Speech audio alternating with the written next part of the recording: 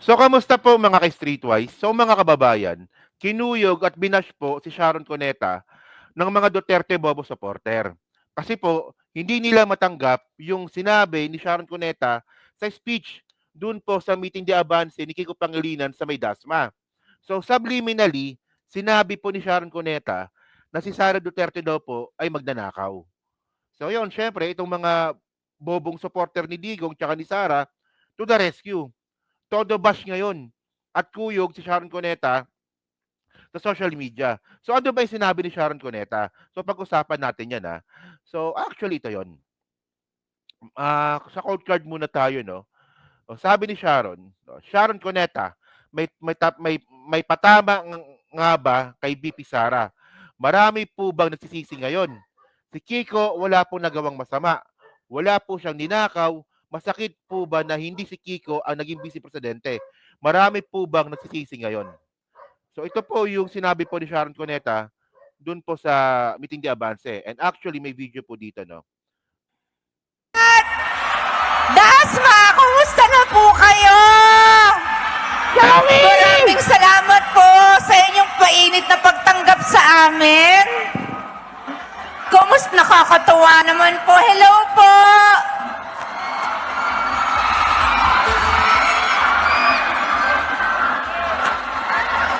Meron lang po akong, kaya po ako nandito. Alam nyo naman dahil po ang aking kabiyak ay tumatakbo na naman. Nung siya po ay naging partner na nating minamahal na Pangulo sa Puso, si Ma'am Lenny, give up po niya yung kanyang Senate seat at yung dreams po niya. Yung lang naman po ang maglingkod. Palagay niyo po ba maraming nagsisisi na hindi si Kikong binotong Vice President?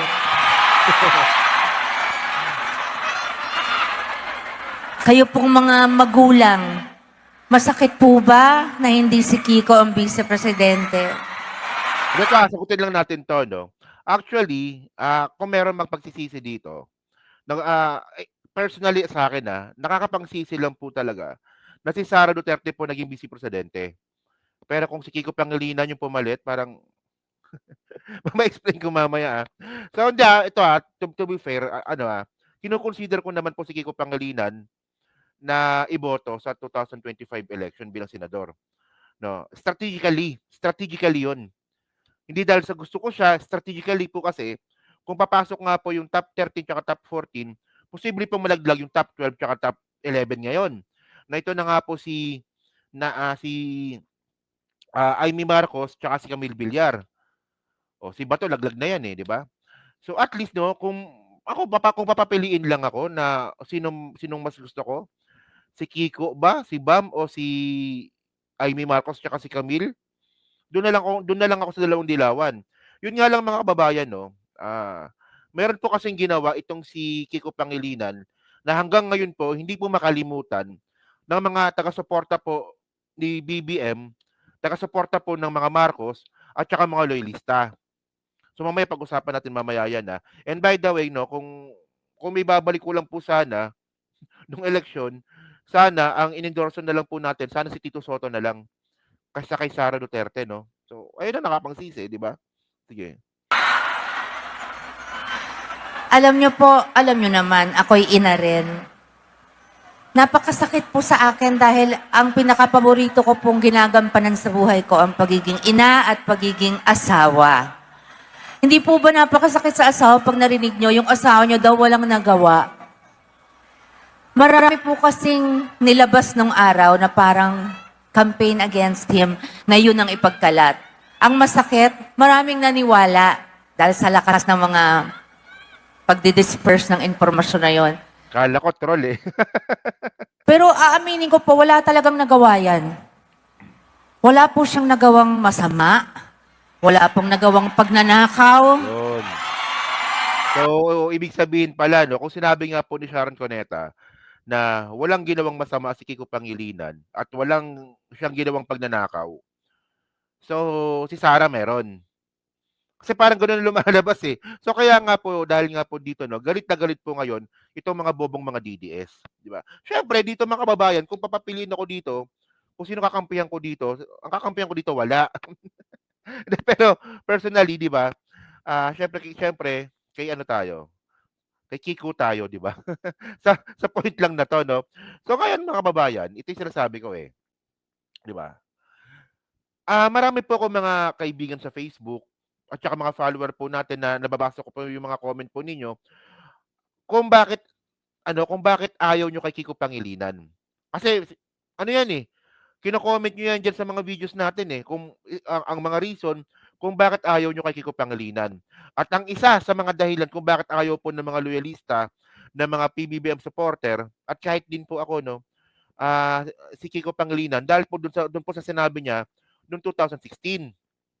Ito 'yun, nakuha ko 'to from Rappler, 'no. So, 2016 ito, Sabi ni Kiko, "Pangilinan on Marcos burial held in secret because of embarrassing." Okay. So, alam ko nakakainis po 'tong video po na 'to, pero pinanood ko 'to kanina and actually nakakainis po siya ngayon kahit sabihin na nga po natin na 9 years na po 'tong video po na 'to. Ang problema po ni Kiko Pangilinan kaya ka mababa sa survey ngayon, 'di ba? Hindi pa rin po kasi makalimutan 'tong sinabi mo dati, na ngayon po ay napatunayan na pong mali. Mali ito, tingnan niyo 'to, debunk natin 'tong sinabi ni Kiko. Tingnan niyo. Saglit lang naman 'to, mga 3 minutes lang ata. Ito, na sa araw na ito ay nilibing ang isang magnanakaw at diktadura, dating diktadura, sa libingan ng mga bayan. O yan na. So, ang sinasabi natin dito, no, yung magnanakaw issue ng mga Marcos, 'di ba? Ang sinasabi na actually na-content na natin 'to nung election pa, Kung meron talagang pagnanakaw na nangyari, 'di ba? Ang point natin dito, nabigo po na patunayan ito ng mga liberal. 'Di ba? From 1987 hanggang ngayon, 2024, wala pa rin pong final conviction with final executory doon po sa mga kaso ng mga Marcos. 'Di ba? Kasi mga kababayan, no, kung meron talagang Supreme Court decision na magnanakaw ang mga Marcos, hindi ko talaga susuportahan yung mga Marcos na yan. Ang problema, ang tagal na, mula 1987 hanggang ngayon, wala pa rin kayong napatunayan. O yung binabanggit nyo sa akin, yung Sandigan Bayan, bakit? Supreme Court ba yon? Nakaapila pa ngayon, O yung 2019, di ba, convicted si Imelda, di ba, sa Sandigan Bayan. So, inakit po yan sa Supreme Court.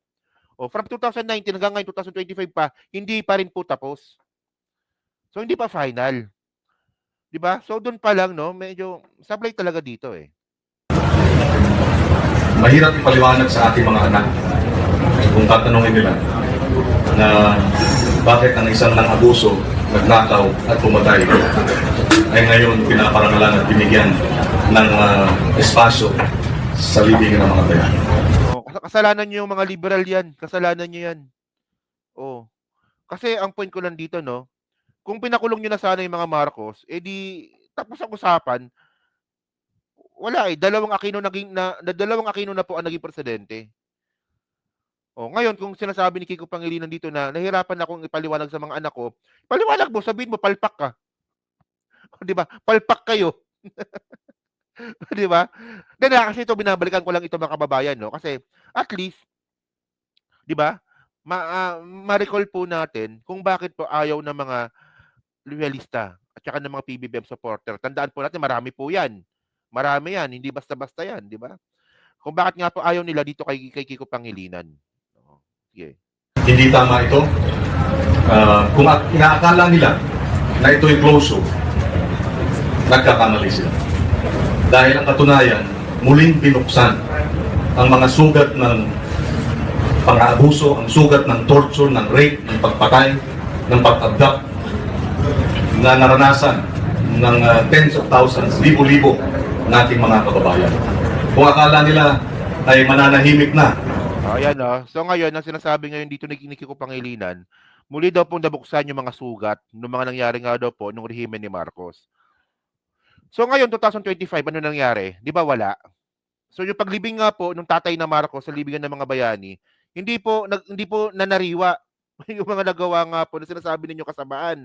Ang nangyari po dito, nakapag-move on po tayo. Wala na, di ba? Nag-move on na tayo, Simula nung nalibing yung bangkay po na yan ni Ferdinand Marcos Sr., nag-move on na po ang mga Pilipino dyan po sa issue po na yan. At saka nakakatawa kasi dito, no? Bakit ikaw nagsalita nito? Actually, ang daming Liberal Party na miyembro nun. Bakit ikaw lang nagsalita ng ganyan? So ngayon, ito yung point natin mga kababayan, di ba? Palpak. Palpak po yung sinabi ni Kiko dati noong 2016. Di ba na, ang sabi niya pa nga dito, papahukay niya pa nga daw eh. Papahukay kasi nga daw po nakakahiya daw po sa buong mundo. So nakakahiya ba sa buong mundo yung nangyari? Di ba? Hindi rin. Pati buong mundo nag-move on din. O tayong mga Pilipino na dating pinag-uusapan niyang paglibing kay Ferdinand Marcos Sr., di ba ngayong napalibing na, nag-move on na rin po tayo. Oh.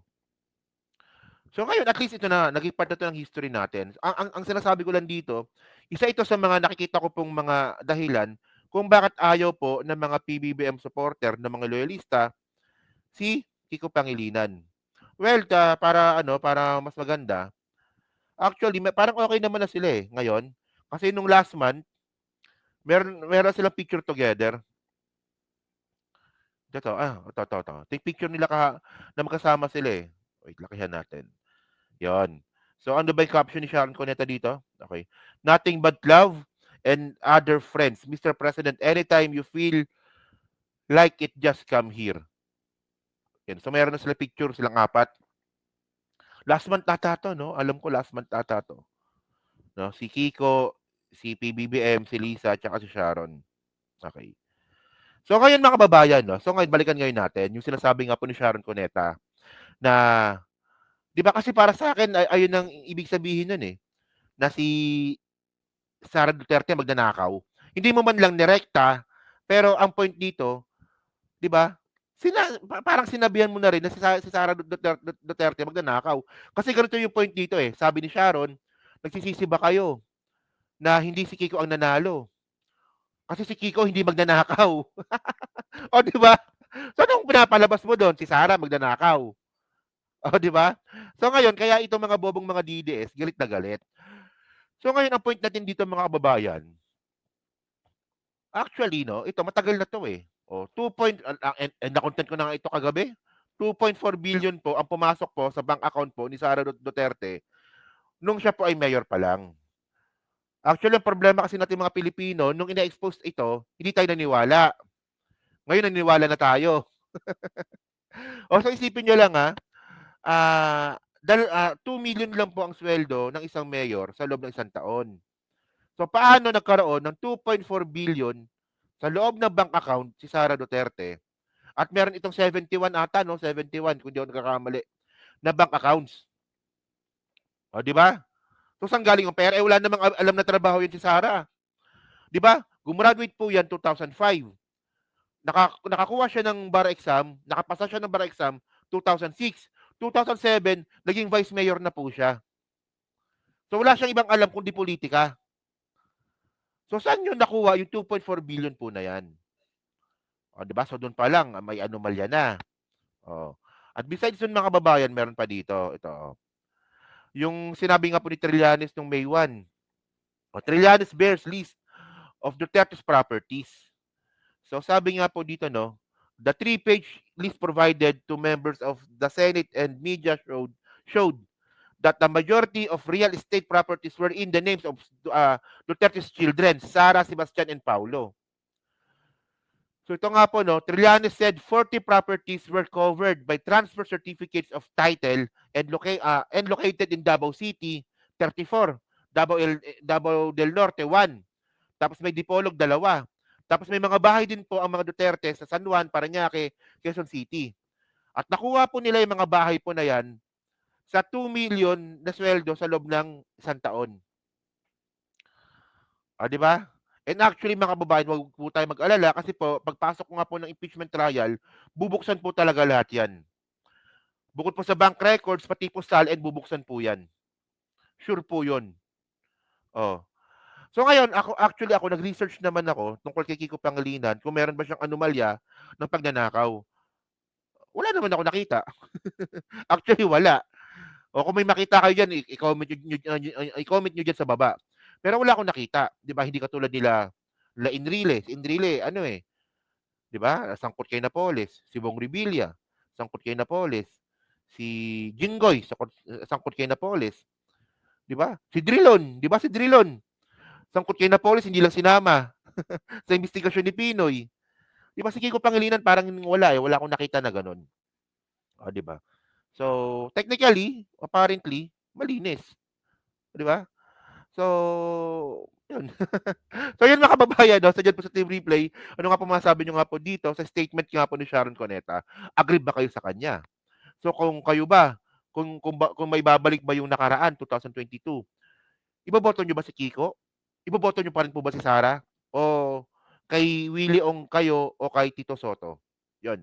So, pa-comment lang po sa baba at binabasa ko pong lahat yan. At syempre, dyan din po sa Team Replay, pa-like, pa-subscribe at kung di naman kalabisan, pa-share na rin po ng video po na to. So, hanggang sa muli po, kita na lang ulit tayo sa susunod nating content. So, thank you, salamat, and bye-bye.